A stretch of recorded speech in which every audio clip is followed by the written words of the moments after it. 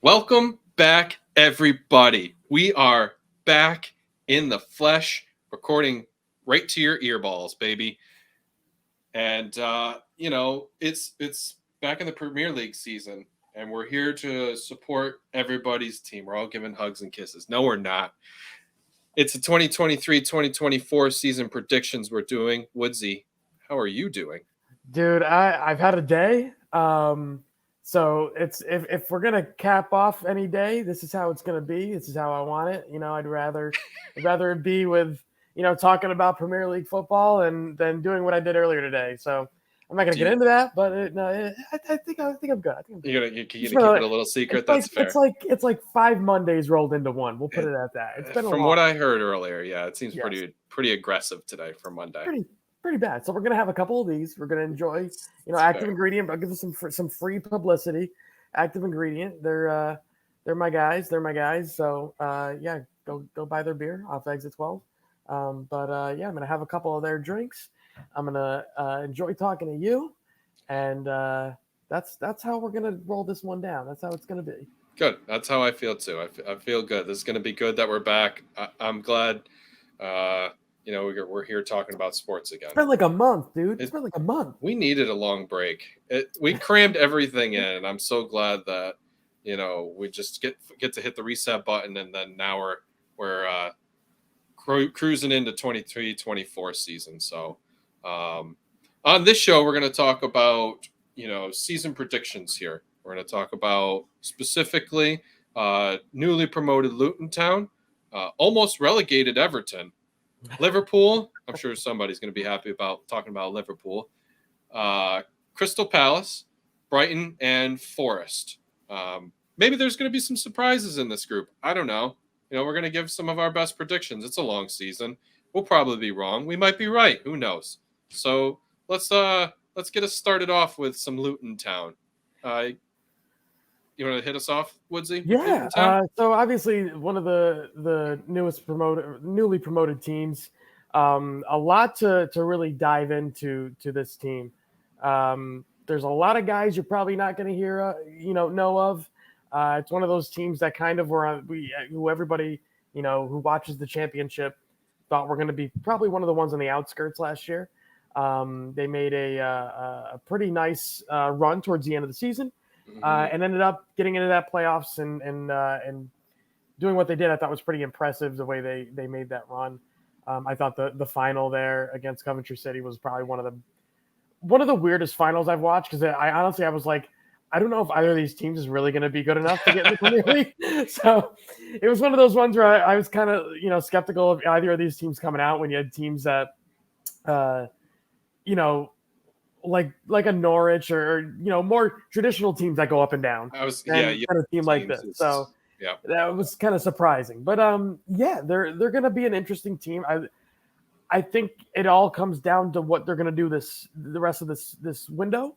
They have Mm-hmm. another month or so to kind of figure things out, and I'm gonna.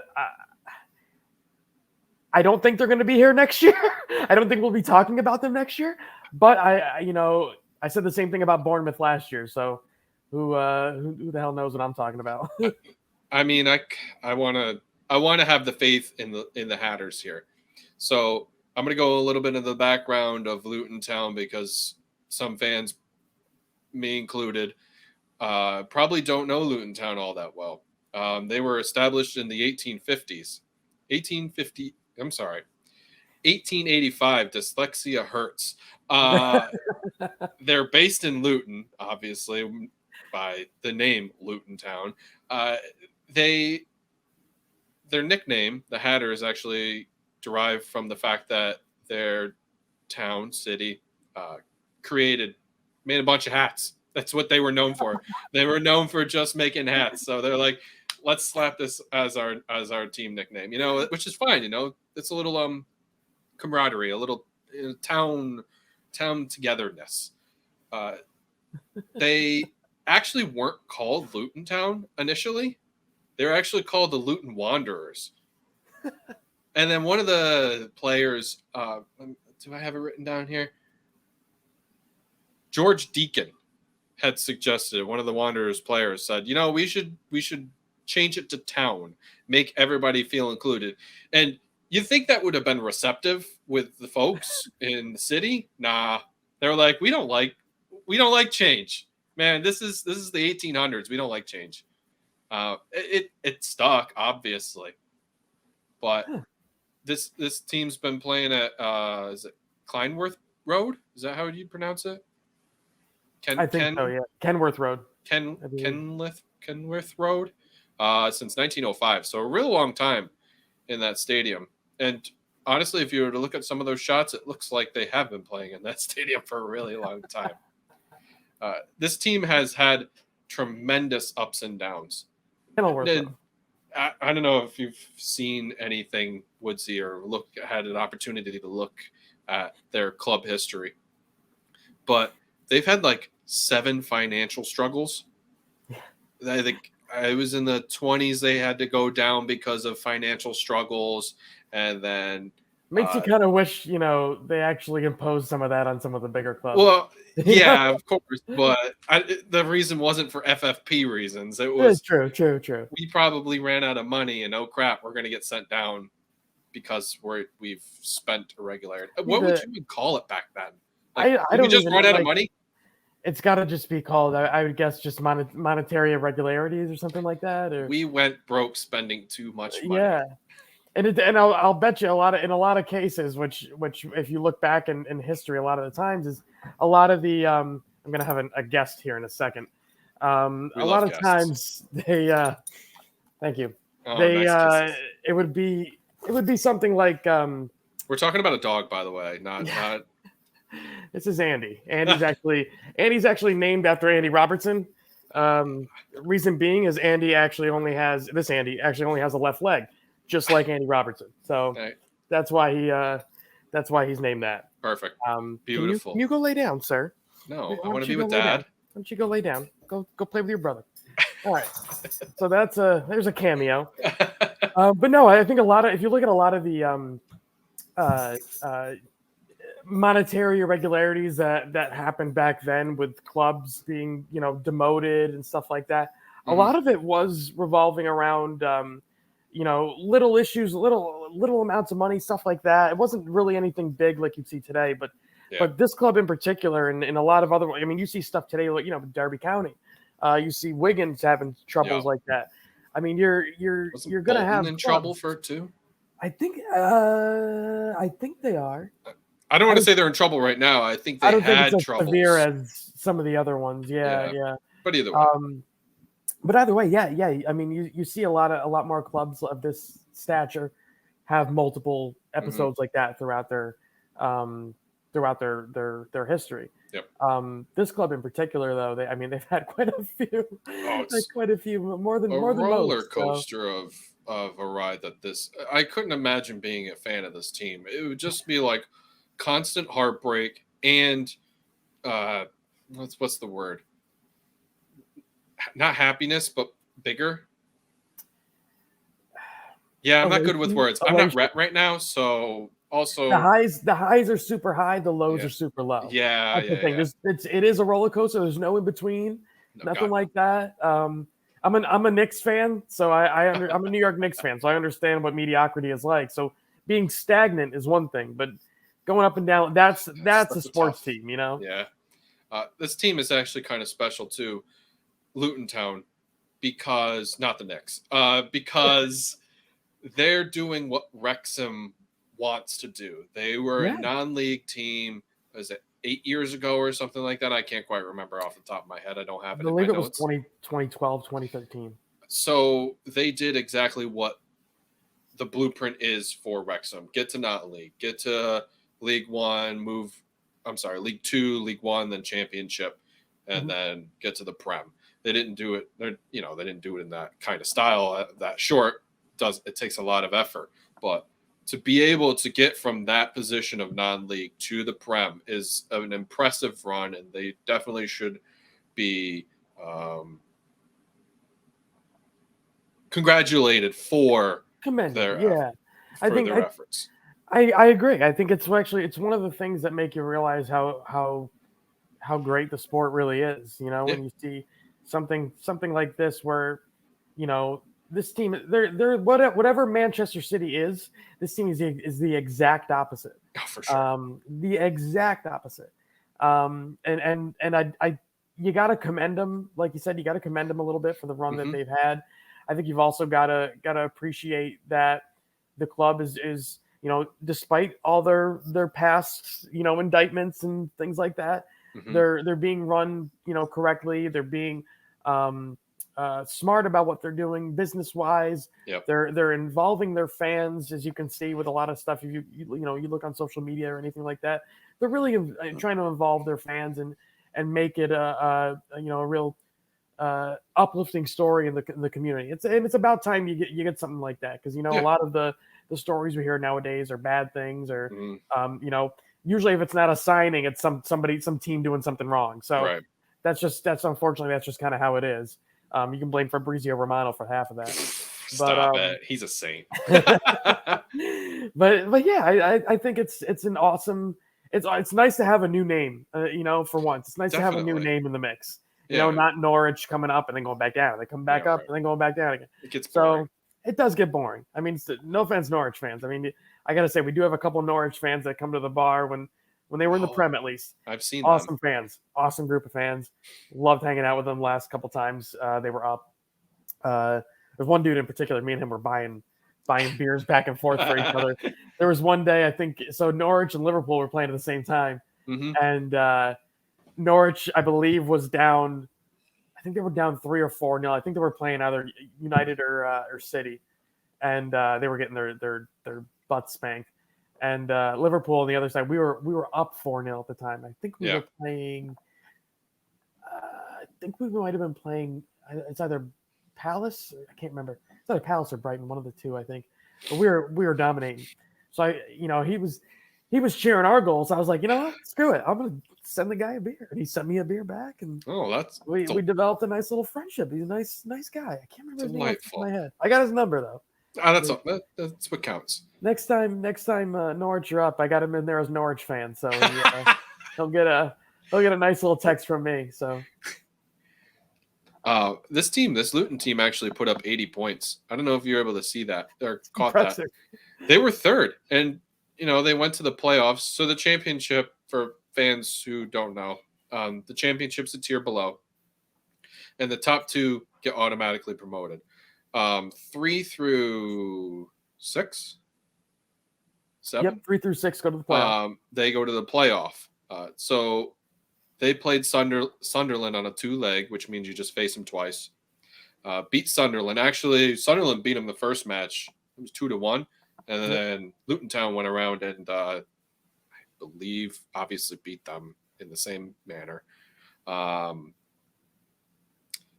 on to beat Coventry City, like Woodsy said here. So, this team isn't really that much of a pushover. They did put up 80 points through 46 games.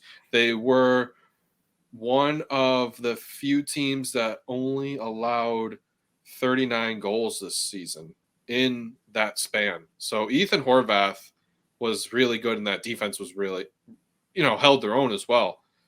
I don't think people understand how hard that is in 46 matches to hold teams below, a goal a game. It's incredible. So maybe there is some hope for this squad that they could stay up. And that gets you to, it gets me thinking about tactics. How is this team?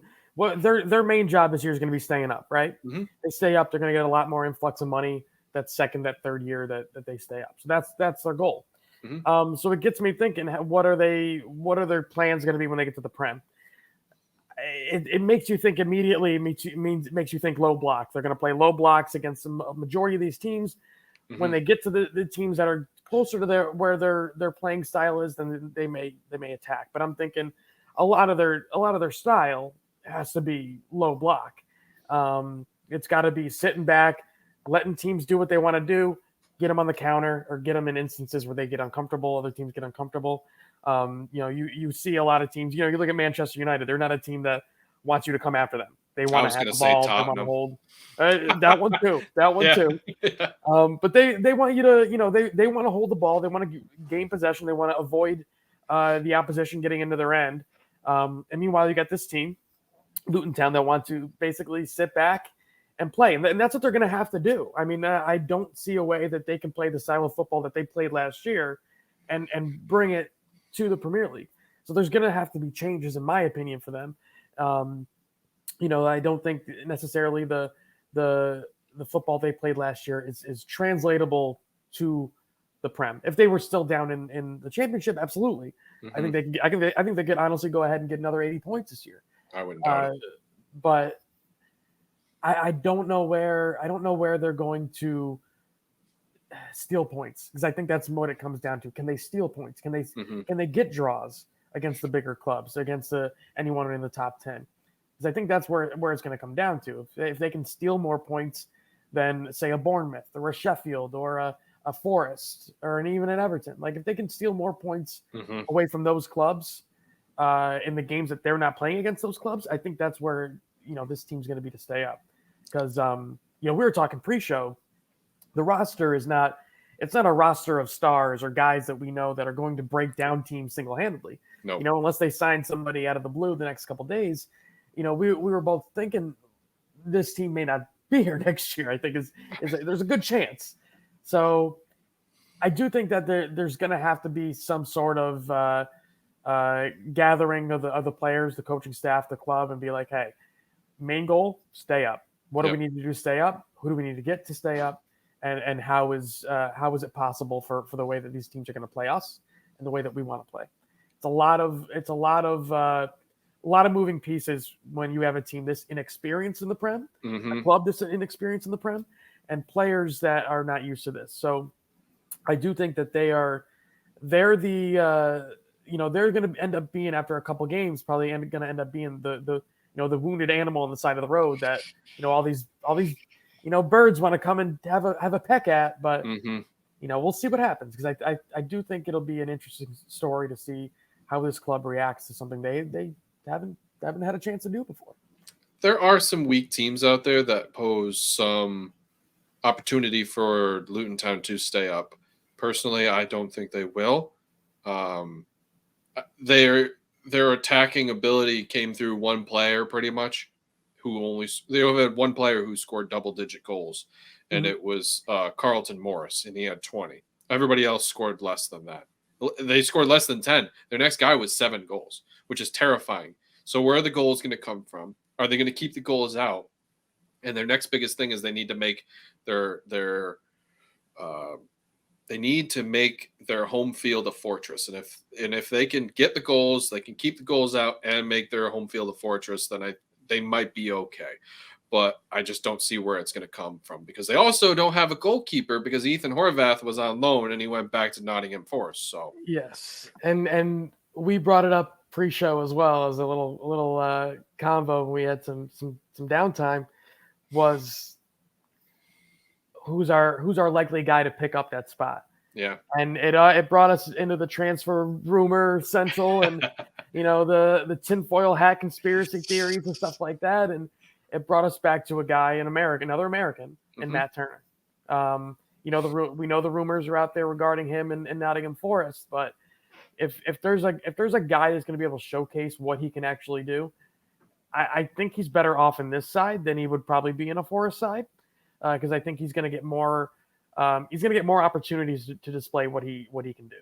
What's weird too is he'd probably get more, not screen time, but he would definitely get a little more notice because of Luton Town and the way who they are, being that team that just got promoted and that whole narrative, right?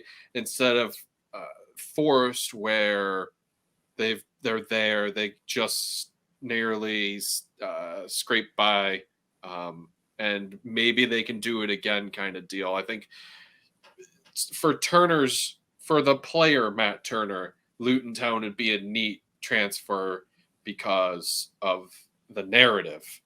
I don't know if Luton Town personally would be a great move for also Matt Turner, the goalkeeper, because they could go down and now he's playing in a championship league instead of the Prem. So I don't know. It's splitting hairs, Well, kind of deal. here's my thought. My thinking is you get a guy that needs game time. He needs game time. Sure. Like he's not getting any younger. It's only I would hope that he's probably our starting goalkeeper for the next World Cup. If Mm-hmm. it's not him, it's probably Slonina. Oh, that's true. But I would think he's probably the leading candidate for 2026. So in my opinion, I think he needs game time, ASAP. Yep. And I think this year, given what's going on at Arsenal, given that he's second right now, could be third choice on the chart. I think what could happen here is he needs to get out. He needs to get out. He needs to do something. He needs a top level to do it at. So the Premier League, I think, is exactly what he needs. Yep. It's not going to be with a good team. It's not going to be with a team that's going to compete. It's not whether he goes to Spain, whether he goes to France, Germany, you name it. He's not going to be at that level. This is probably the best team he's going to be at. It's probably Arsenal. So my thinking is get out there, show us what you can do, and I guarantee you if they go down, he gets sold for double or maybe triple the amount next year if he has the season I think he's capable of having. But I just don't know if there's not I don't know if I see a better situation than this one. I think Nottingham Forest is a I think it's a small fire that could turn into an absolute bonfire by the second, because I think that's one of those situations where you've got a coach who's already probably going into the season on thin ice again, as he was the end of last year. Yeah. They did their job. They needed to stay up. That's what they did. He got them through that. I'm going to say right now, maybe this isn't going out on a limb, but I don't think Steve Cooper is going to survive next season. I can tell you that right now. I don't think he survives. So I don't know if necessarily that's a good situation to go into. They're also, I mean, they also have, I think they still have Keylor Navas. No, it was a loan. It was a loan. Back to PSG. That's right. They have Dean Henderson. Okay. I didn't realize they had him. Yeah, he got injured halfway through. That's right. And then they had was he on loan too, or no? I believe they bought him. I thought. Hold on. So that's why I'm thinking like I don't know if I'm finding a good situation in Nottingham Forest. I don't see. You look at how much money Nottingham Forest spent on a team last year. Yeah. Have they signed anyone this year? They might have signed one or two guys. Yeah. So three technically. Three. So I mean, I don't know if they're really the club that he's gonna fit. I think if he's gonna showcase what he can do, he's gonna need a lot of shots against them. He's gonna get that both places. Oh, for sure. But I think Luton Town, I think would be a cool situation for him to go into. The story, the history, the skill he has, and I honestly think their style of football, the way they're gonna want to play, they need a guy who's a flat out, just straight up shot stopper. He doesn't have a lot more to his game. Decent passer, not quite as composed on the ball as I wish he was. But, we're talking about a goalkeeper. We're not talking about a guy that's going to score 30 goals, and that's probably what they need more. So, yeah, well, probably both maybe at this point. Yeah, they need an Ivan Toney, pre gambling. But yeah. I'm hoping this is a Luton Town team that can make some noise as far as getting some wins. Agreed. Stealing points. Agreed. That would interest me. It would make the league so much more interesting. So I'm hoping they stay up. I don't think they're going to stay up at all. But we'll see. I'm excited for them. I'm with you. Your points are very valid, and I now want Matt Turner to go to Luton Town. Now, let's move on to other possible relegation side. Hopefully, you would like to because he's a Liverpool fan here. But they did scrape by nearly on the final day, and we're talking about Everton. Everton here, fired their manager halfway through. I had to do research. I totally forgot who it was. Right? Correct me if I'm wrong. It was Frank Lampard, right? Frank Lampard, yes, he was there for a too long of a time than he should have been there, in my opinion. He was ditched. He should. I mean, I don't understand how this club is being run. It's the most unorganized mess I've seen and I'm a Knicks fan. Again, I bring it up. I'm a Knicks fan. That's an organized mess. We know what's going on there. We know we're never going to win. This club, they'll shoot out these ambitions for their fans. Yeah. And it's so unrealistic. Like, I don't understand how an Everton fan can be satisfied with anything about their club. The players, the heads that run the club, the coaches. Hell, I don't even know if they should be concerned about the lunch lady. What is she feeding them? Like I don't think there's any club more in more of a bubble of chaos per se than Everton. I don't know. Good phrase. Bubble of chaos, yeah. Yeah, bubble of chaos. They're ready to pop, and it'd be just straight chaos on the floor. Right. They only amassed 36 points last season, and they were lucky to get that. Very much lucky. They got a couple breaks against Leicester and another couple of breaks against some other lower teams. Which those are the Liverpool kind of breaks you need in order to stay up, and they did just enough to do that. Will they do it again? I don't know. I mean, they've got money issues to worry about right now with that whole FFP thing. And I believe there's 4 teams. Let me pull this up real quick. It was Leicester, Leeds, Southampton, and Burnley. Are putting in a court case. Something like that. Yeah. That they're breaking financial fair play. They as an Everton. And that actually is going to be heard on October 25th. So we should hear more about that and what ends up happening. We'll probably get like a snippet of what's actually going to happen. It probably won't be like, here's the whole total transfer. And just to add on to what you're saying, this one actually has legs. A lot unlike, some other ones that we want to hear about in the news. This one's really got legs because there's obviously you have multiple teams that are filing this. You have the FA who's doing what they normally do. This was supposed to be done and dusted. A lot of reports were saying done and dusted by the end of June. Mm-hmm. We're now into we're in the middle. We're in August now. So I mean, it is what it is. It's going to get resolved at some point, and when it does, I think it could have major repercussions, and it's gonna be felt, whatever it is, no matter what it is, because if Everton end up staying up, and we've got a situation where a team's allowed to get away with stuff like this, then you've got a little conspiracy theories going on there. Oh, they want to keep a team up that's been in the Prem a long time. It's a Premier League sweetheart. Nobody wants to see Everton go down. Yeah, I get that, but I also you have teams that have earned a spot to play in the Premier League. That I think there's quite a few teams that could be. Look at Coventry City. Imagine if we get to October and Coventry City finds out that Everton is actually going to be gone at the end of the season, and that when this was all heard of back in June, that they should have been the team that came up. Yep. There's a lot of different moving pieces and a lot of things that are being influenced by this decision. So I understand where people are coming from. Some people don't think this is quite a big deal. As someone who, I do want Everton in the league because I love beating them. It's my favorite part of the season. That beating them in United is my favorite part of the season. Mm-hmm. But at the same time, I mean, the league's got to hold the right people accountable. Right. They have to. I agree. And they've failed at that before. The Premier League hopefully gets the Man City one right. Fingers crossed. I mean, right? Yeah, toes too. My toes are crossed too.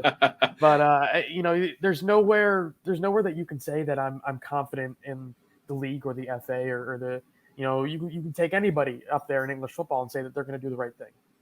I agree. This Everton team, these last couple seasons, actually remind me of the Villa team before they got relegated, where they just were skating by for the last 4 seasons. And then finally they were the worst team in the league. They were 20th and put up the least amount of points. I'm pretty sure they only put up like 25 or maybe less, 20, something like that. And I don't think Everton's going to be that bad. But at some point, the straw is going to break the camel's back. And whether it's the FFP thing or whether it's the performance on the field or the ownership up top, something is going to break this back. And this is one of those teams where I kind of earmark them as possibly going down because just it's snowballing. And we can all see it. And I understand Everton fans want to have the hope because every fan should have the hope that their team's going to stay up. But they also have to look at the snowball and be like, man, it's growing. And there's not much we can do about it. But but win. I mean, to prove that they deserve to stay up. And these last 2 seasons tell me as an outsider that they're not doing it. Yeah. So, and it brings me back to, looking at the way this club is organized and the chaos that goes throughout the club.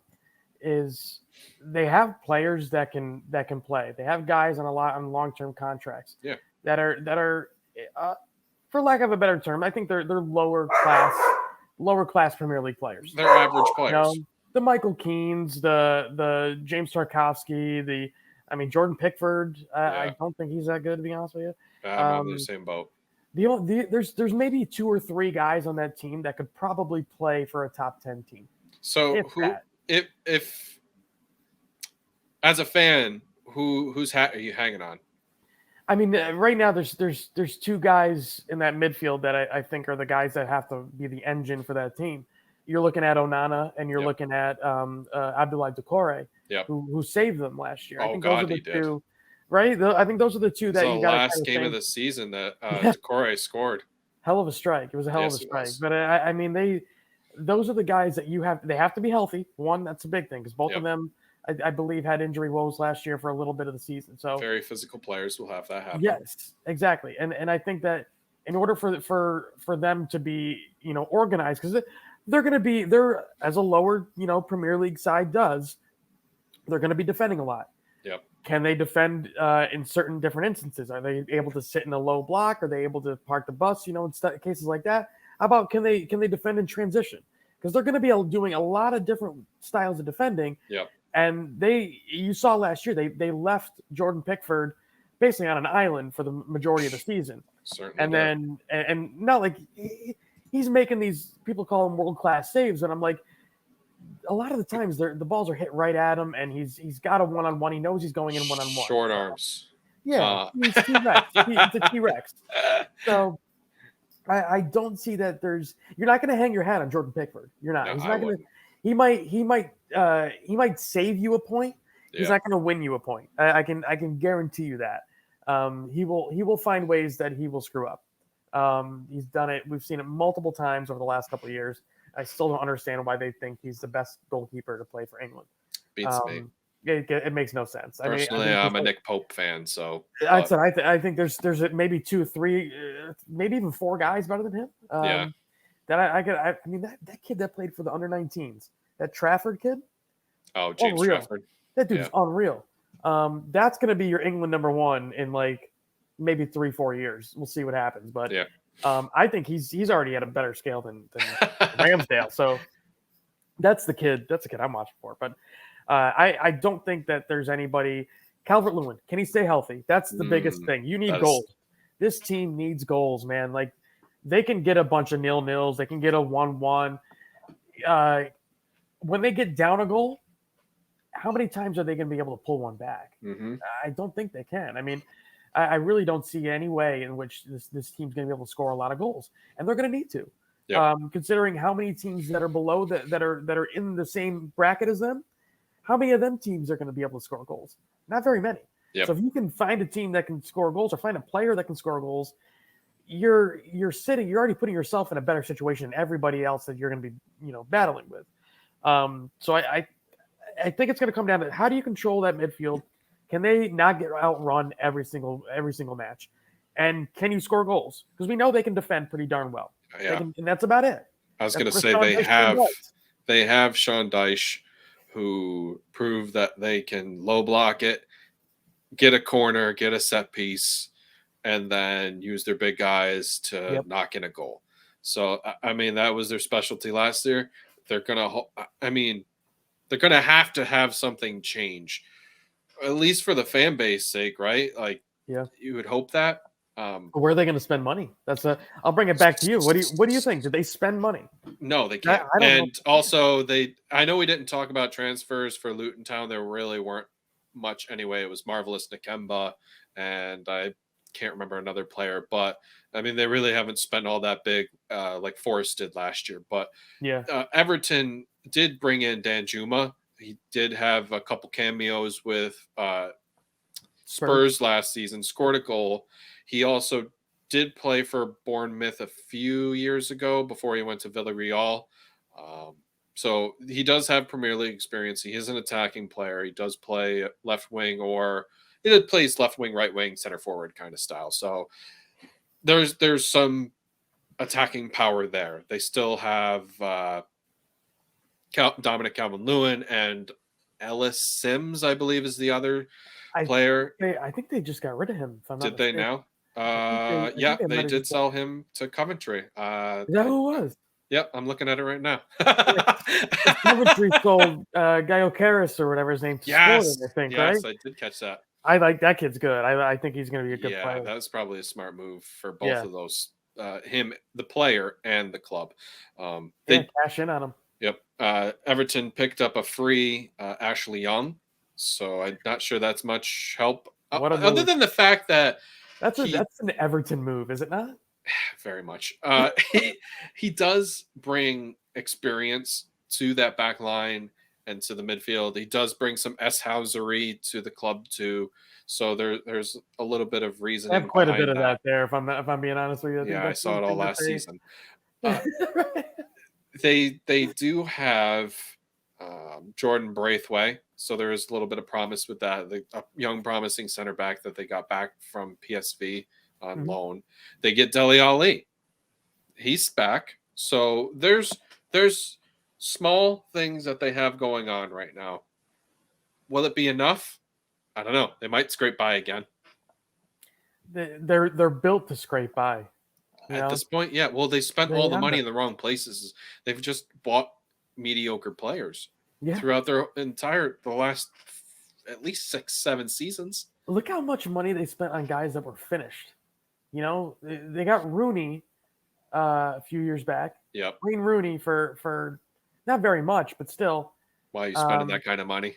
Yeah, I mean, just wages alone that you're spending on him is bad enough. Yep. James Rodriguez, what was he good for? Like maybe 8 games to start the season, and then before he threw a temper tantrum downhill. Yeah. Yeah.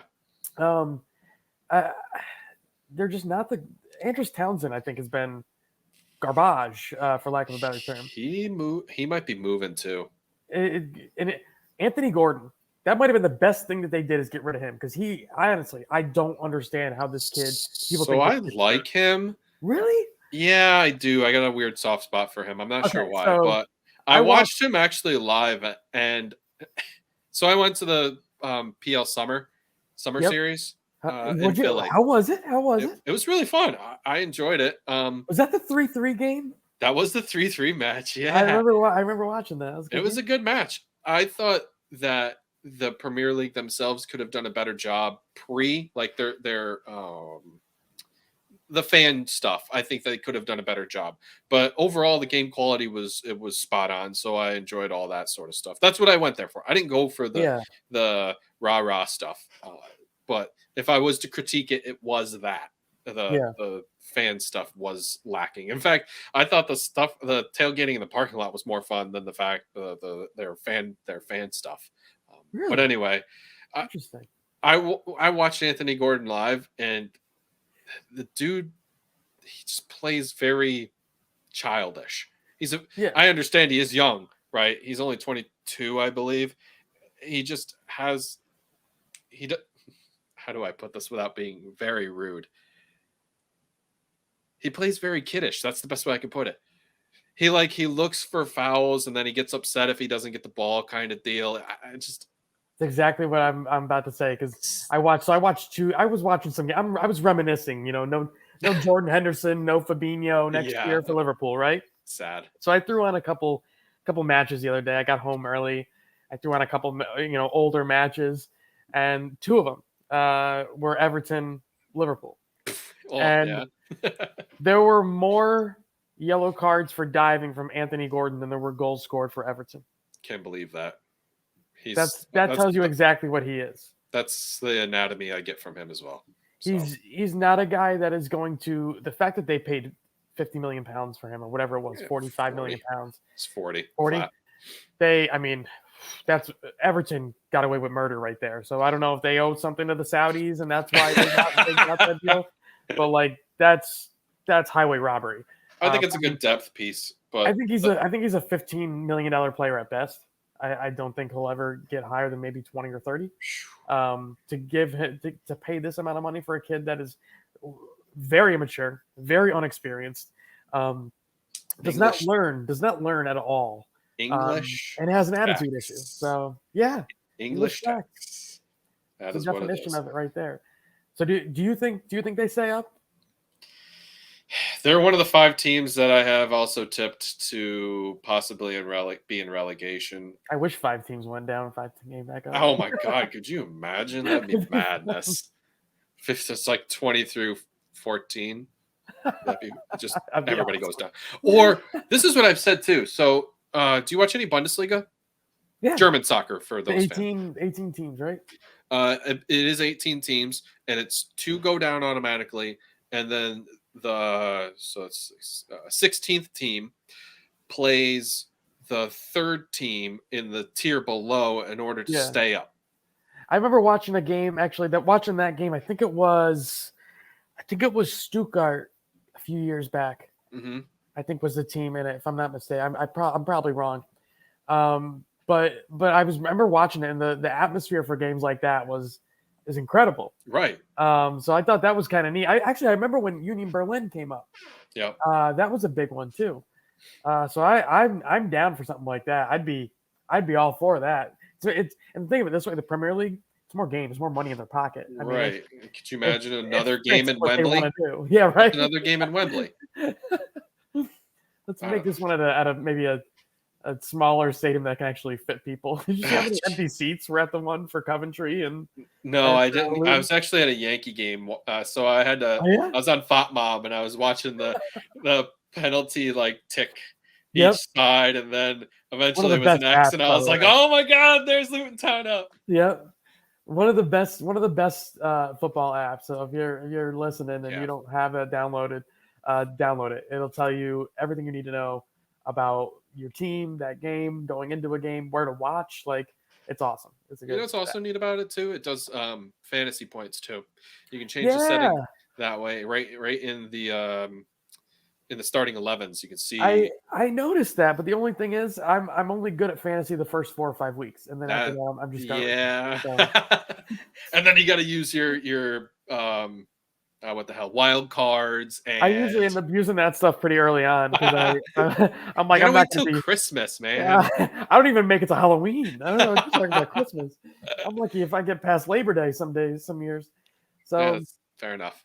Everton, I think they go down. I think they go down this year. I think something's got to give in order for this club to come back up. And the thing is, if they do go down, they're not going to come back up for a while. If all these sanctions and stuff that could happen, I can't see this team coming back up in a year or 2 after. I think it's more like 3, 4, 5 years. I could see them doing 17th again. I could see them going down or sitting 17th. Final day. It's going to be a final match day kind of thing. 17th is where they're like, yeah, we'll take that. They'll take it right now. They probably would. You ask them right now, they'll take it. Yeah, I bet they would. So let's talk about a team on the other side of the Mersey. And your favorite team, I'm just going to let you cook, Woodsy, and it's Liverpool. Yeah, so this is going to be a season to either forget or remember. It's the top of the top and the bottom of the bottom for what's about to happen. So, we lost a lot of players. No Fabinho, no Milner, no Henderson, no Oxlade-Chamberlain, no Naby Keita, no. It looks like Phillips is about to be sold. He's gone. There's a lot of outgoings, and so far we've only got 2 senior players that are incoming, and Dominic Szoboszlai and Alexis McAllister. How long did it take you to pronounce that Szoboszlai? Listen, so Szoboszlai played against Liverpool in the Champions League for Salzburg.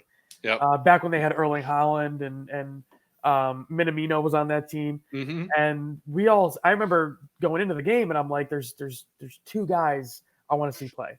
I want to see that midfielder that I can never pronounce his name, being Szoboszlai, and I want to see that big Norwegian kid. Yeah. And that ended up being Erling Haaland. And coming out of that game, I knew he didn't get many minutes, Szoboszlai. I believe he was subbed off. But after that game, I'm like, all right, I'll pay attention to Salzburg. They got a lot of good players, right? Hmm. And Szoboszlai got the transfer to Leipzig, and I'm like, okay, now we might be cooking because the way those two clubs work is they obviously their own same owners. Yep. They like to coincide with transfers. They can transfer a guy over there to get a bigger transfer fee at the end of it all. That's the way they're going to work. It all goes. It's decent. It's decent. It's like all goes in the slush fund. It's Red Bulls we're discussing right now. Exactly. And so I was like, all right, I'll pay attention to this kid. And I started watching him. I'm like, damn, this kid actually has something here. Like this is not a kid to mess around and come out of here with a lackluster performance. He goes into every game and he will make an influence in every game. Yeah. I'm not going to go out there and compare him to Kevin De Bruyne or compare him right away to any of those guys like that. People are saying that, and I get why you would say something like that because their styles are similar, but they're not the same player. They're not the same player in any aspect. They do different things different ways. They do similar things in different ways. They're two completely different players. However, I do think Dominic Szoboszlai could end up being the signing of the season. I think he can be that influential. High praise. And I don't think we're gonna really see it until probably about September, October. Yeah. Once he's really settled in, got some games under his belt, and really worked into what the Premier League is, because it is a little bit of a more physical league than the Bundesliga. Mm-hmm. But then again, you look how he's done in Europe and stuff like that, and he's fared pretty well outside of the one Manchester City game from this past year. Wow. Which I don't think anybody fared well. Manchester City. Yeah. So he brings a lot. He brings a lot to the club. He brings first off, he brings a leadership. He's not in the leadership council. Virgil van Dijk announces the new captain today, with Trent as the vice captain. But you now have guys on this team. You have, if I'm not mistaken, you have 4 or 5 captains or vice captains of the national team on this club. You've got Mo Salah, Robertson, Van Dijk. I believe Alisson is a vice captain, and Szoboszlai is the Hungarian captain. So the leadership he brings, I think, is great. I think that's something that the club needed, considering they got rid of Virgil, or they got rid of Milner, and got rid of Henderson. So this kid's going to bring a lot of that. What he brings on the pitch is next level. Liverpool, honestly, I don't think we've seen something like this. I'm trying to think if I can remember a Liverpool player quite like him, but there's not really one. I want to say Stevie G. With the way that the way he progresses the ball, the way he can hold on to the ball, they can fend off players and control a game. This kid can do that. I want to see it at this level first before I start, making those comparisons. Obviously, he's got the number on his back to let you know he's a big Stevie G fan. He's got a tattoo of Stevie G on his nuts. arm. I think this kid is going to surprise a lot of people, and I think a lot of people learn to say his name rather quickly. He's going to be a very good Premier League player. I think he's going to be at Liverpool for a while. That being said, the other guy, Alexis McAllister, this preseason has been absolutely unreal. He's probably, if we go start a game against Chelsea tomorrow, our first game against Chelsea tomorrow, he's the first name on my team sheet. He has been absolutely unreal in the preseason. The vision he has. I knew it was good. Watching the World Cup, watching him at Brighton, I didn't realize it was this good. He's putting balls in the box that the runners are realizing, like, oh my god, I have like 7 feet of space before the next guy's even near me now. Right. It's unreal, the vision he has. So I do think Alexis McAllister is going to surprise a lot of people, and he does a lot of things off the ball that I don't think we've had for quite some time. It reminds me a little bit of the way that Xabi Alonso used to be off the ball. He used to control his space, be able to move the opposition around the way he wanted, to create space and create open opportunities for his teammates. Right. I have so much high praise for what Alexis McAllister has done coming in, showing what he can do. The camaraderie seems to be very well. He's already got like 5 nicknames from what I've seen. So I think that's going to be the 2 signings they brought in are great. In order for this team to compete, though, they're they're a minimum 2 signings away from being title contenders. I think bringing in a full-fledged number 6 is a must. Reports of Romeo Lavia deals pretty darn down the line, pretty far down the line. So I could see that happening. Is he a day one starter? I don't think so. I think he probably is a guy that comes in middle of the season and then steps up and being that everyday guy. Yeah. I'll be honest with you. I think Curtis Jones is going to be the starting number 6 to start the season. So I don't think that's not terrible, but I'd rather have a guy that's played that role. I'd rather have Fabinho, to be honest with you. I think Fabinho would have been a perfect, well, that's too damn bad. I know. I'm trying not to think of it because I last year I thought maybe it was an anomaly because Fabinho was awful for the majority of the year. He was bad. A lot of that midfield was very underwhelming for most of the season. The midfield was the reason why we were so bad last year, and people like to dance around the fact, but that midfield was absolutely atrocious.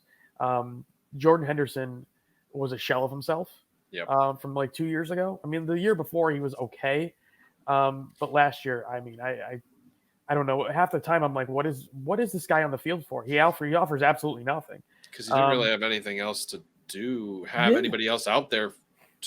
Curtis Jones, but he was injured off and on, and I don't know. Our best midfielder last year, if it wasn't for Curtis Jones at the end of the season coming on, he was very good.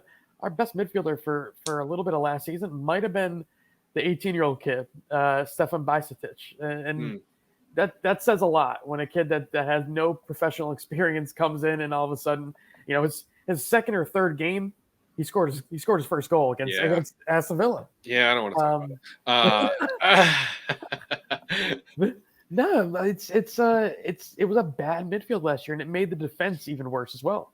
It's like if you can't stop the ball in midfield, that defense has no chance, and now your goalkeeper's left on an island. It wasn't even midfield; they weren't even getting typical Klopp turnovers in the other third was a part of the problem too. And the pressure that they know, that gegenpressing. I mean, not that it's really been that the last, what it was, 17, 18, 19 season, the gegenpress. That stuff was awesome. That was the heavy metal football they call it. It was great. It was great. But like the older these players got, the slower these players got. They let the team kind of grow stale, and with that goes your tactics as well. So the refreshment needs to happen a little sooner. We need, obviously, I said a number 6, but you need a center back, and I was hoping that Caldwell was going to be the guy. Still could be. I mean, let's be honest. Chelsea went and signed another kid from. I'm going to break some news to you. He just signed a deal with Chelsea. Oh, that's a stupid move. But whatever. I'm not him. I'm just a talking head. That's hopefully there's like a release clause in there that's not too crazy. But that's the kid I was hoping because he's left-footed. Can play on that left side, and that's exactly what we need because it looks like the way Klopp wants to play, he wants a back 3. Sure, he does. I mean, that makes sense. He wants to play with Trent moving forward, being able to roam.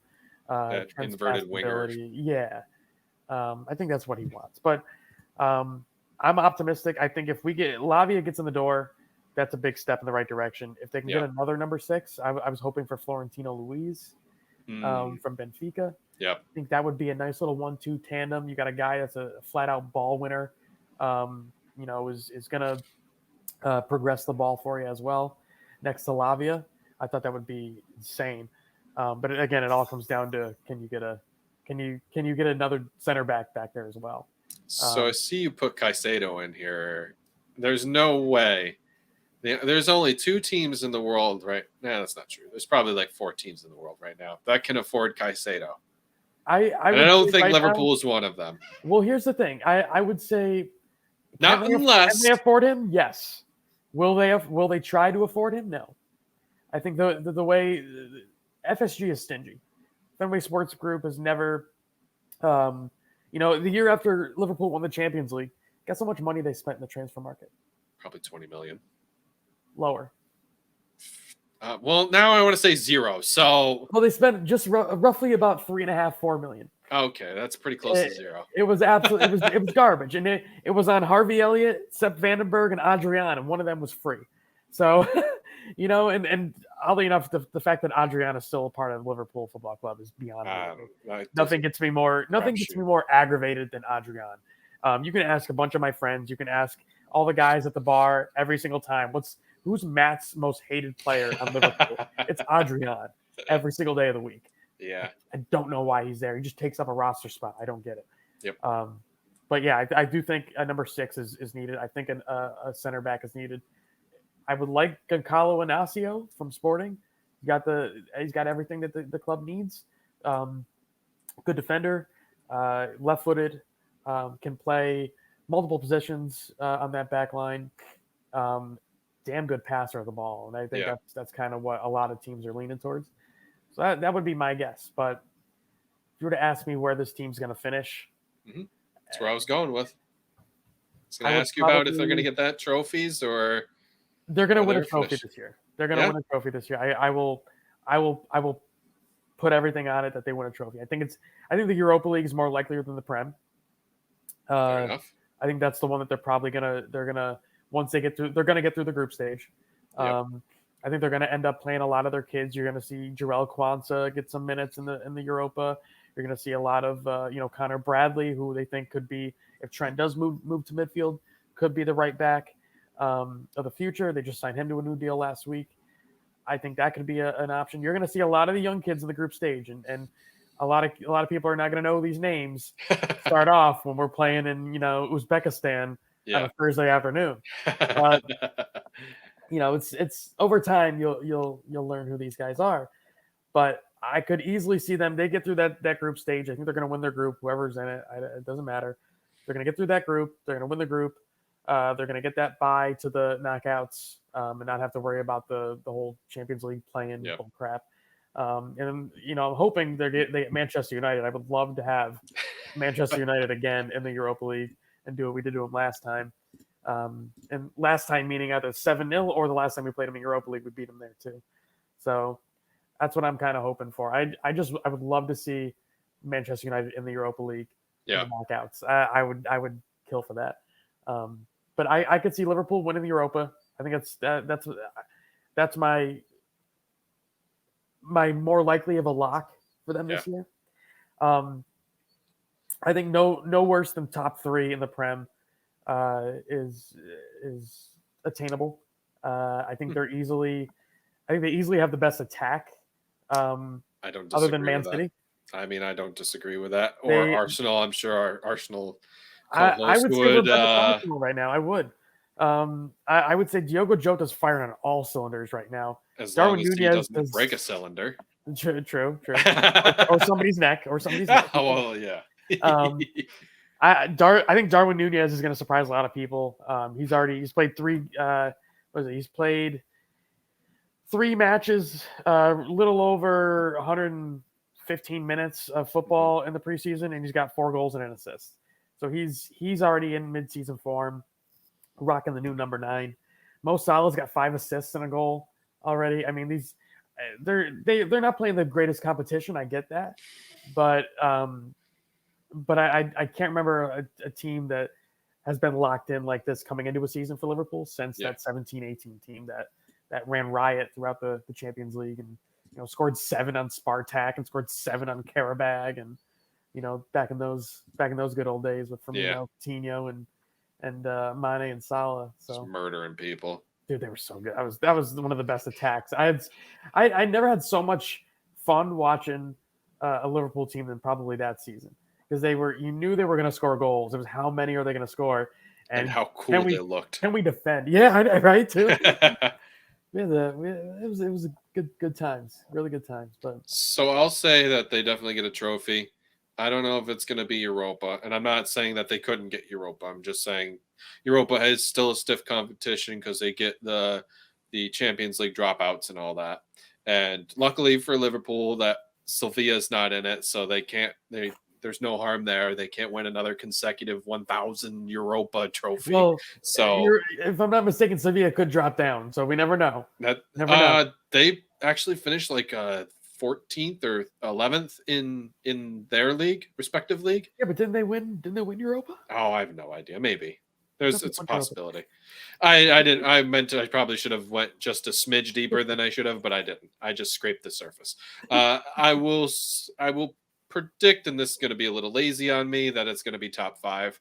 I don't know about Chelsea. I'm going to be honest. They are young. They looked good during the the USPL tournament that they played in.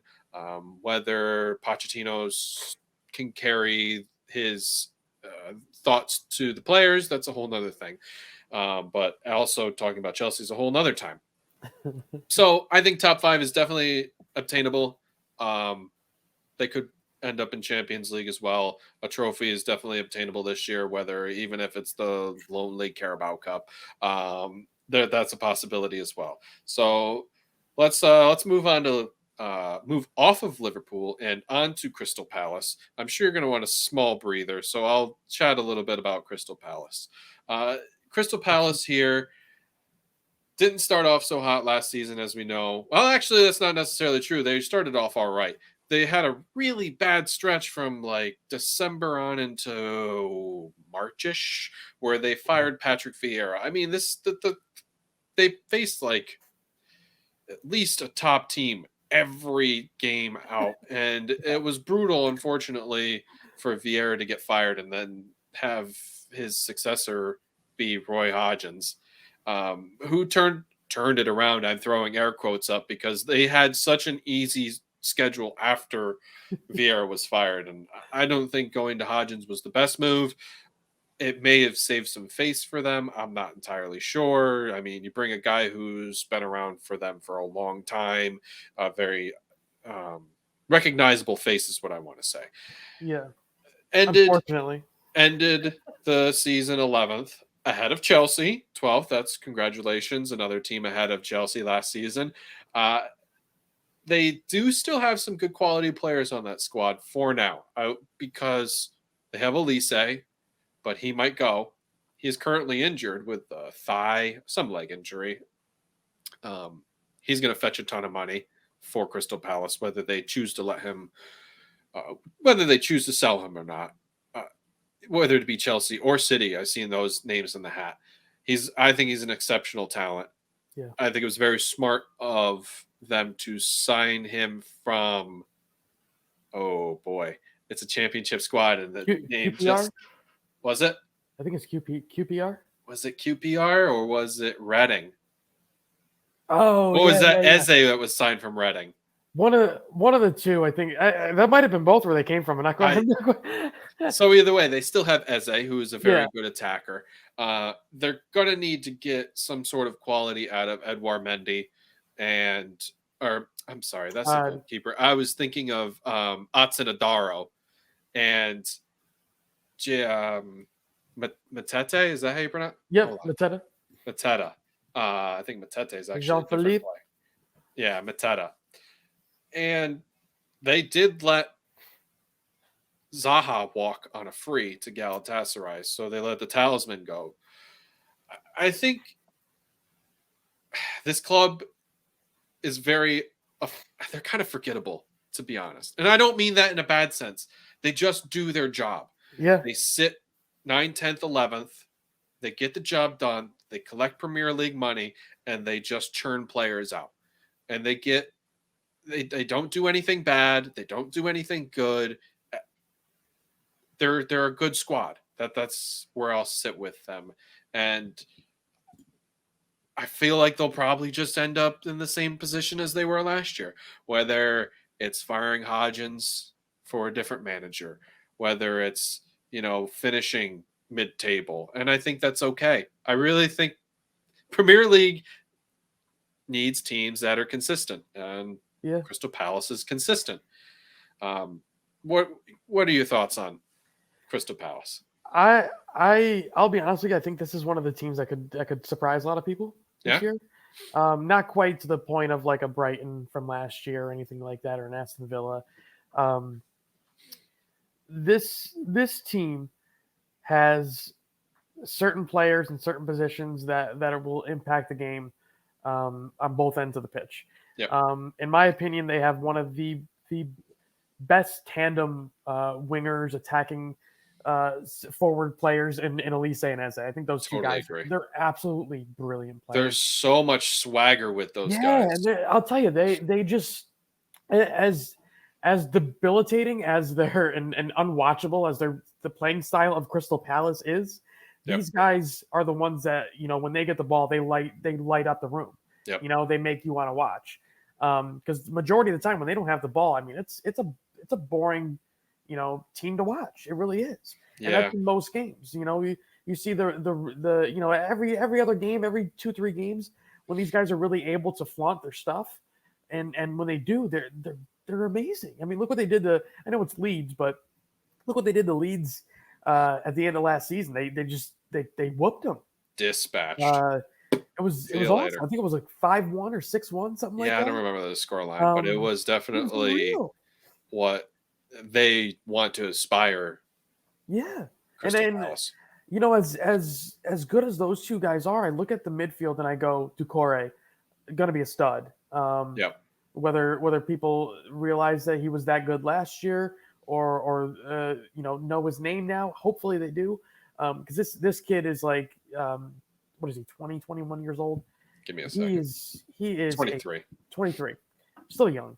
Yeah. But he plays so mature for his age. Mhm. In that role. He's willing to go into a challenge, willing to do the dirty work for the team. He's the type of player that fits the mold of what they want in midfield. Yep. I think he's a player capable of being on a better team, whether it's this year, next year, the year after. Being on a team like a Arsenal, like a Chelsea, a Liverpool, Mhm. Spurs, a Villa, a Brighton, a team like that actually has aspirations in Europe. I think Yep. he's able to do something like that. Then the guy at the back end, Mark Gahey, I still think can lift his game up just another level this year. They're one of the few teams that have at least one legitimate. I'm not going to say star, but potential star player in every single level of their team. They got the two up front, they got Decore in the middle, and then in the back you got Mark Gahey, who I think is developing into a darn good center back, and would not Mhm. surprise me if he ends up on the Euro team for this coming year in 2024. I think he can be that good of a player. Yeah. So I do like this team. I will tell you that I think that they are the ones that if anyone's going to surprise me a little bit, I know they need to do a little bit more work in the transfer markets, bring in the players that they really need. I would consider them to be one of those teams that surprises us come February, March, April. That wow, they're way higher up than we thought they were going to be. So they're one of the teams I'm going to definitely watch very closely. Mhm. Do you know how many players they've brought in without just knowing, without looking? I would say 3 or 4 maybe. You have overshot. Is It it is one? technically one, Yeah. and it was a free, and it's Jefferson Lerma. Yeah. And I think that's actually a decent signing in the sense that he brings a lot of battle-tested Premier League Yeah. style to that team, and he's a defensive player, so they're going to need to do some defending. They also have Jack Butland still, if you're, yeah. Well, that Anyway, makes you think though, because like they, Decore obviously plays holding mid. yeah, Lerma has played holding mid before. I think he's there's times where they've both kind of adventured forward a little bit, hmm playing an 8 role, but that makes you think what are they maybe changing formation this year? Obviously no Zaha, so interesting little dynamic that you're throwing into the mix there. could be.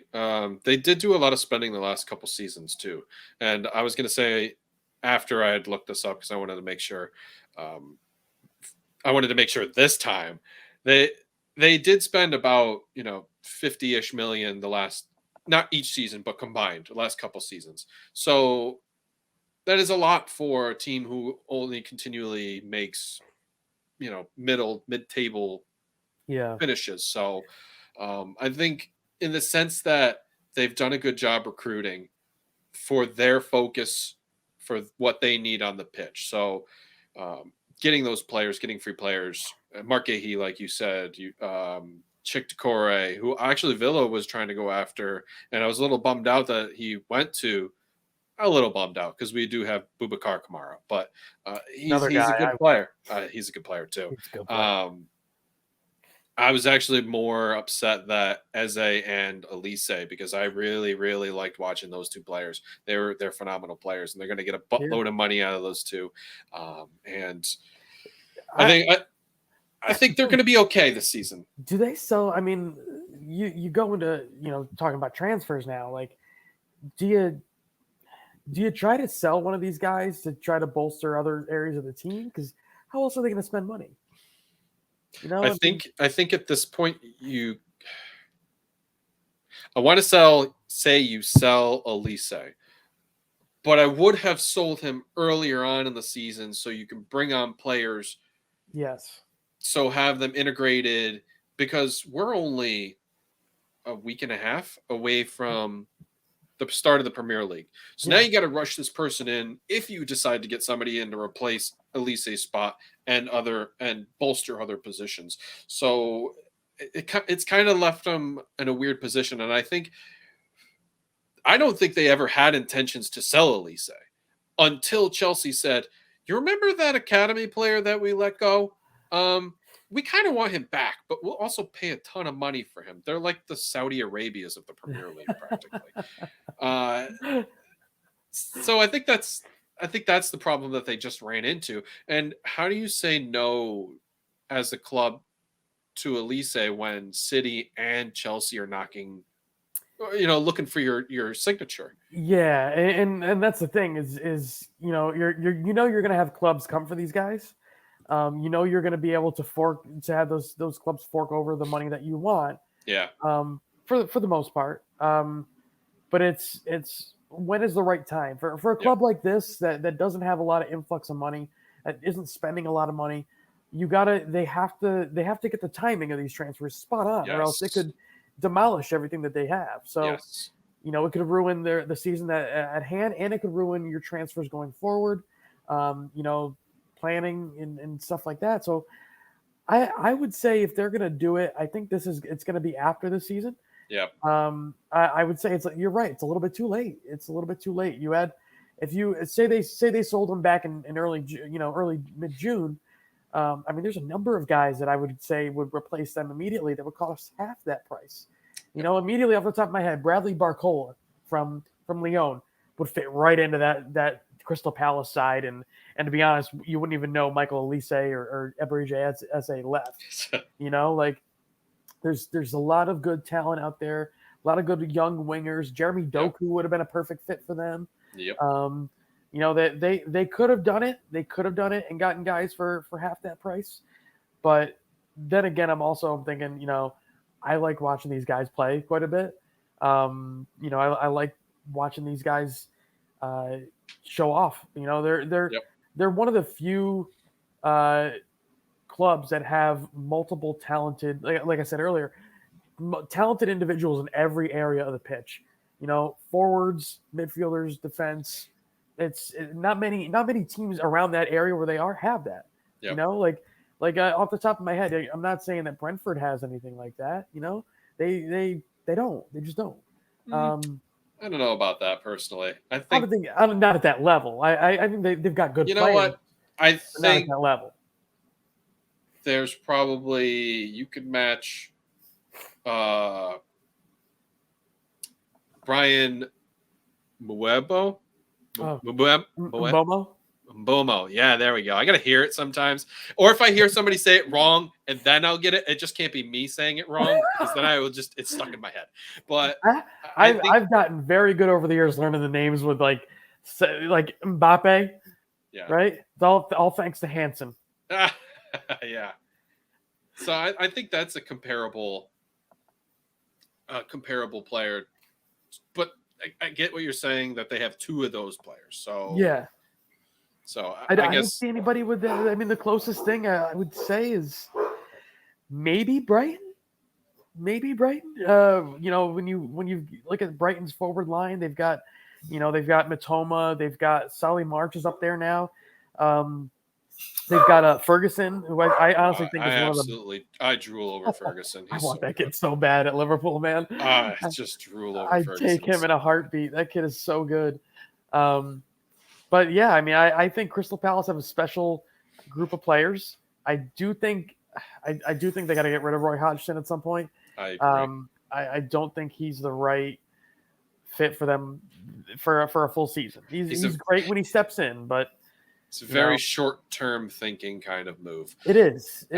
They probably have somebody on the back burner, but they're just waiting to just have Hodgson fail. You know who'd be very good? Patrick Vieira. Oh yeah, I hear he's a good coach. Yeah. I think he'd be good for that role. I don't know. Yeah. We'll see what happens, but yeah. So I know you mentioned a couple Brighton players. You know what? That's not. Did you give your predictions on Crystal Palace? On Palace, I'm going to say they finished 10th. 10th. All right, that's fair. That's how I feel too. In that ballpark. I could see them making a run in a cup, in FA Cup or EFL Cup. I could see them making a run to semifinals or quarterfinals. But I don't know if they would have to play a full squad. Yeah. That would have to be what they do. Yep. But I don't know if that many games is going to hurt their chances in the Premier League and dwindle, what they can do there. So I think it's really up to, can they bring in another couple guys here? Maybe another attacker, another midfielder, maybe a better goalkeeper, Matt Turner. So I'm just thinking there's a lot of different avenues that this club can go to get that next level. It's a matter of if they want to and how can they, do it with the means that they have. Yes, I agree. So now we'll move into Brighton because, you absolutely love Brighton's forwards here. So. Yeah, I could watch that team day in and day out. They're one of the more fun teams to watch, man. It's fluid football. And it is. It's so much better under De Zerbi than it was Graham Potter. And I thought this was a joke when they signed De Zerbi. I was like, I don't think this guy's going to have a chance. I thought he was going to get canned. I was like, this guy's probably not going to make it through the end of the year. And he changed the league. He changed the league. Yeah. He altered everything. I mean, nobody saw Brighton in a European spot. Nobody. No. They were closer to relegation than they were, top four in most people's minds. So I don't know if there's a single player that really stood out to me other than maybe Caicedo. Yeah. That was like, this guy's an absolute world beater. And I'm biting my tongue now because Matoma is an absolute world beater. Ferguson might end up being the next Harry Kane. Who knows? Like I think he's got that much potential as a young kid, maybe not to Harry Kane's peak, but something close to that. Solly March has a revitalized career now, coming forward and scoring more goals. McAllister, he's gone now. They'll have to refill that role. I think Julio Enciso is going to be the next one. That kid, man, the Argentinian kid. I think he's Argentinian. He might be Colombian. I'm not quite sure now. I'm Paraguayan. Double thing. Is he? Hold on. I'll confirm you in a moment. Julio Enciso, man, that kid. What a right foot he has, man. It's unreal the things he can do. The shot distance, the distance he has on his long shots is unreal. The velocity and the balls behind him. Kid is something special. Now, if they can keep him for another year or two, I don't think that's going to happen. I think he's going to be swapped up after this season. I think he's going to go to a top 6 club.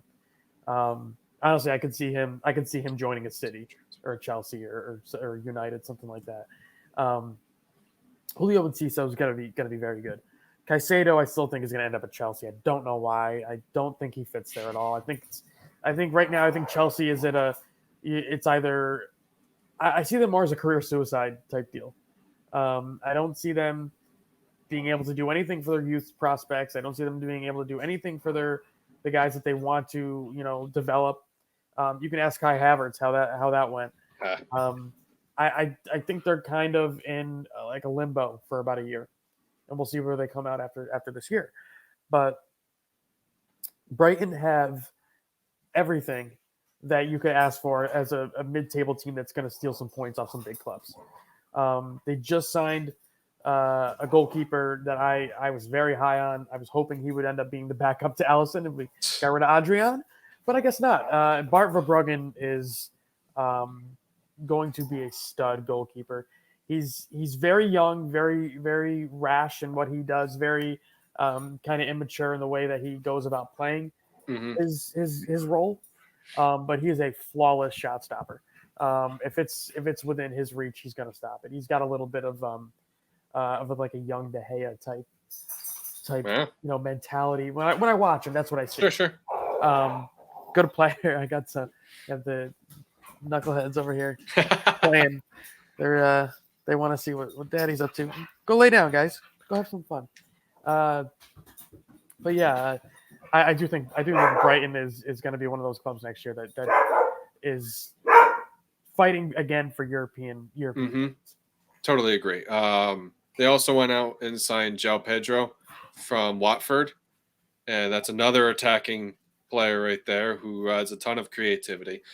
Julio Enciso is Paraguayan. I was right. Nice. Yeah. Thank you, FM, for pulling that. They also went and signed Igor from Fiorentina, another center back there. Frankenstein come with him? I'm sorry? Frankenstein come with him, or no? No Frankenstein. The only Frankenstein that they have is no. I got nothing. No, that's fine. We'll leave it at that. They do have James Milner. Maybe he's the Frankenstein. I'll tell you, he's a very handsome Frankenstein. If I do say so myself. Nobody's got the jawline of a James Milner. Nope. God, it's something special to see. It is, and he can take a hell of a PK, man. Oh, for sure. I mean, I know for a fact. So I agree. I think this club has high aspirations. What I'm surprised about in this particular instance is that a lot of their staff that has found these types of players, these wonder kids from South America, like Estupinian. Well, he actually was from Sevilla or one of the Spanish clubs. He was from one of the Spanish. I've been Villarreal. I'm not really sure. Yeah. But either way, nobody knew who Estupinian was. Yeah. Went and signed him. Phenomenal player. It was Caicedo, another phenomenal player. They just seem to Jeremy Sarmiento. Another good player. Sarmiento. That's how. There we go. See, I get there. He is a good player. Another good player. They actually went and loaned him out to Championship West Brom. They just have this talent that they're cultivating, and that's why. And this is what Rep preaches about it a lot too. Is that's why De Zerbi was able to succeed, is because Brighton themselves have created such a great culture of finding these players and building on the talent that they have and sustaining success and being able to see into the future and be like, this is our aspiration. I know we're here now, but we want to be here. And they got there. Yeah. And I think that they're only going to get better until their bones get poached. And I think the bones would be their back staff, really. The scouting stuff, and that's where I was trying to get it initially. And Chelsea have already started that. We've seen that. So yeah, so I think Brighton, as long as they can keep the band together, they're going to be up in the top 7, top 8 for a good handful of years. So yeah, and even I don't know this because I don't know the back staff and what's going on in the ins and outs. Maybe they're replacing those people with even better people. I don't know. They seem to have a good template. It's a nice little conveyor belt because guys are leaving and that they got guys that are going to step right into those roles and do as good, if not a better job. Yeah. And you hit the nail on the head actually, but it's with the way that they're conducting their transfers. It's about taking smart risks, like take those smart risks and believe in these players that are coming from South America, invest in South American football. And this is what you get when you actually do it correctly. And Tony Bloom, who I always call him Tony Blair, and I don't know why. But well, I mean, the names are close. Yeah. I always, every time in my head, I think of Bloom, but then it comes out of my mouth as Tony Blair all the time. But I think his transfer strategy and his development and his ability to find These players who are on the up and up, and they're young, coming out of South America. Mm-hmm. There's nobody better at putting those things together and making everything work, and getting the guys that they need for their football club than him. And that brings me to what they need this summer, because I still think they're a couple guys short. I do think if they do end up getting rid of Caicedo, there's a guy right there that they could just literally slot right in, and it's Alan Varela from Boca Juniors.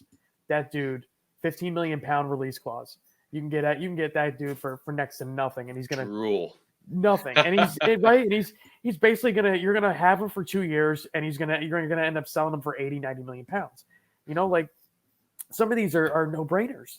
Yeah. So and their recruitment staff already has the groundwork done for most of these guys. If you really think about it, when they went and got Alexis McAllister, they got him for I believe it was 7 million pounds, but they got him knowing that this is a stepping stone club. Yeah.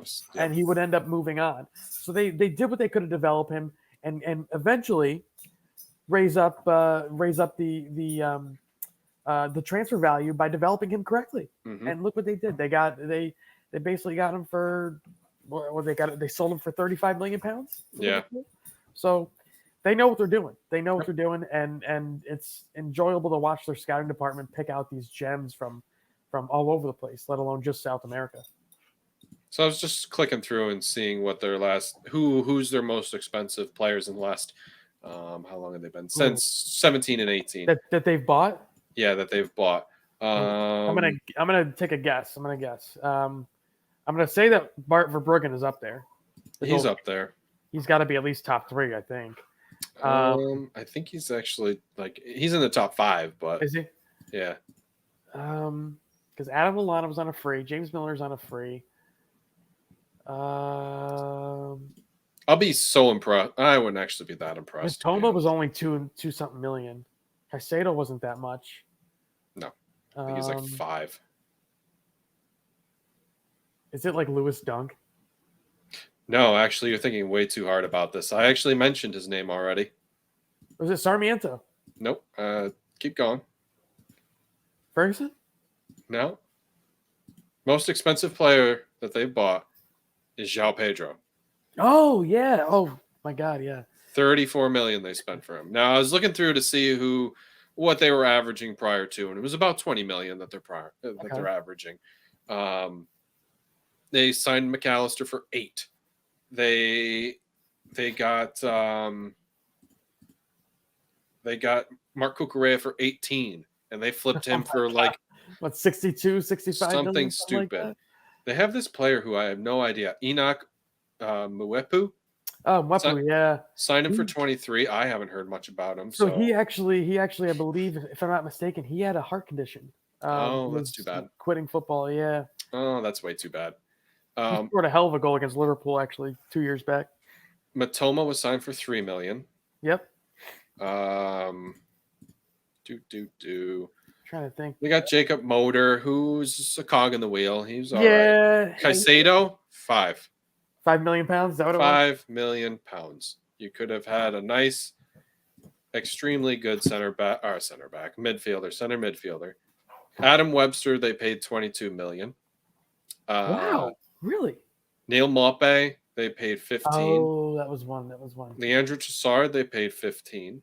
So again, all these players, they flipped them for double what they're worth. Yeah. They're making profits on every single one. Which is exactly how a club should run. Yeah, especially a club of this size in particular. A club of this size, they're doing everything that correctly. There's nothing you can really knock them for. They signed Yves Bissouma. Oh, crap. I don't know. It's a silent Y, I believe. It makes no sense. 16 million they signed him for, and I think it was in the 20s, 30s. 25, 30 million, something like that to Spurs, right? Yes. Something like that. So, again, they have a template. They've clearly been doing it since 17, 18, and they're doing a great job at it. Again, agreed. I think they're going to be here for up in the top 8. I think they could win a trophy. I really think they could go out and win a trophy this year. I mean, they're probably. I mean, they're in the Europa Conference League. I could see No. them. No. They're not. Oh wait, I'm so. They're in Euro. They're in Euro League, They're in Europa. which is Europa. Sorry, I don't know why I said no to that. No, Scratch no, that.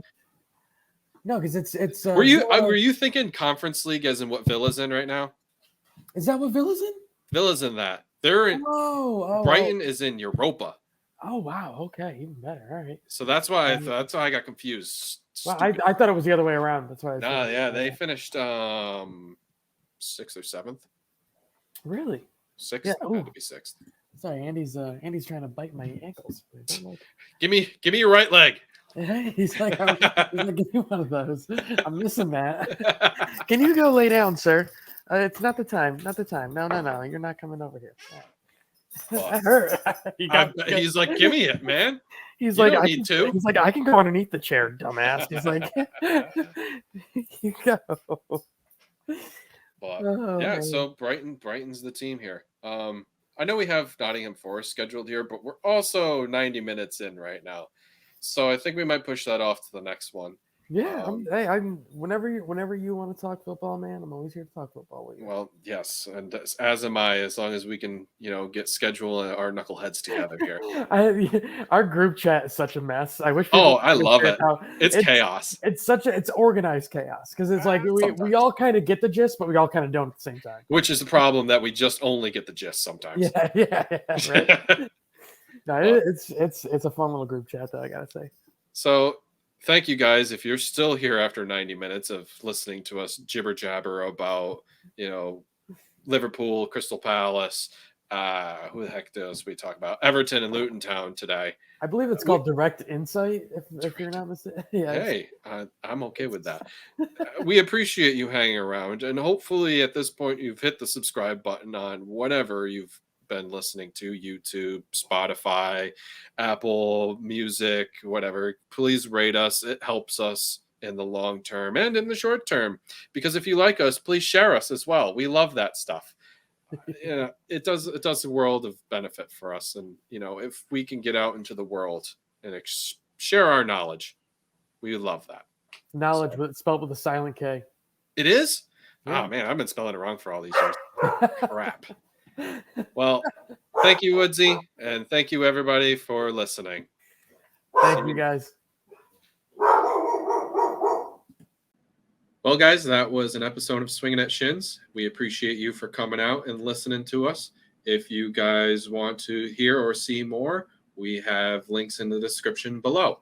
We hope to hear from you soon and hear more about what you have to say.